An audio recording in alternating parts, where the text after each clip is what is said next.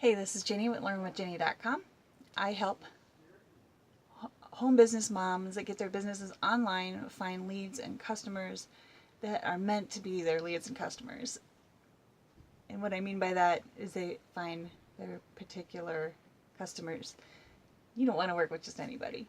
So I also I share parenting tips and tips on living a happy life and mindset and tips for your business. But today is about happiness. And I had to start my live video over again because I got interrupted. So if you were on before, and I'll do a better job of getting into this because I was a little distracted. Anyway, if you're on Facebook Live, make sure you say hi. Tell me where you're from and what your business is, what your biggest struggle is, and what your belief about happiness is. And Earl Nightingale, this is going to be the last that I share about his volume of books or audios that I've been listening to. Make sure you check them out because they are really good. So the links you'll find are on my blog posts. The last, I don't know how many blog posts were all had links to Earl Nightingale's volume because that's where I was getting the material from and the ideas to talk to you about. Ideas are everywhere. So, I could talk to you about fishing if you wanted. That's where I'm going today. Anyway, on happiness. So, those who are happy have a goal. They have a mission. In Ben Settle's book about villains and their traits that make them successful villains in the comic book world, whatever, you should read it. It's he talks about that, having a mission, your one mission that you're focused on. And so Earl Nightingale's not the only one that's talked about this. Lots of people have, but happy people have a goal, and the goal is doing something for the betterment of humankind. They're fixed on a goal, and they're working towards it. Happiness is also people who are learning and growing, like I talked about yesterday.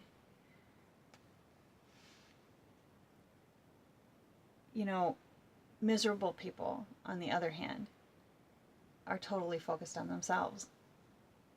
And Earl describes what happens to a miserable person. They're so engrossed in themselves that they totally ignore the world around them. And the more the miserable person whines and complains, the world around him starts to ignore him too, because they don't want to hear it anymore. And eventually his own family and friends ignore him too. And he's even more miserable because he's by himself. It's probably the closest formula to being a miserable person. On the other hand, being a happy person, he talks about 3 elements that make a human being, 3 crucial elements on being human. And one is identity, is figuring out who you are, what you stand for. Stimulation, which is the opposite of boredom. And stimulation is usually learning and growing and doing, right? And number 3 is security, which would be the opposite of anxiety. So another quote that he mentions that I also want to mention is from the philosopher William James, and it is, believe that life is worth living, and your belief will create the fact. And this leads me into another book that Earl Nightingale wrote, and it was called The Strangest Secret. And basically the strangest secret is this. You think what you think is what you are. And it's really an old philosophy. It's an old statement. I mean, you'll find it in poetry, you'll find it in the philosophers, and you'll find it in writings from thousands of years ago. And I actually did find there were some quotes from scripture that I was going to look for you to put on my blog post, but I forgot about it until just this minute. So I guess I won't, because I'm kind of out of time. But it's basically that. It's the strangest secret is this. You think. What you think is what you are.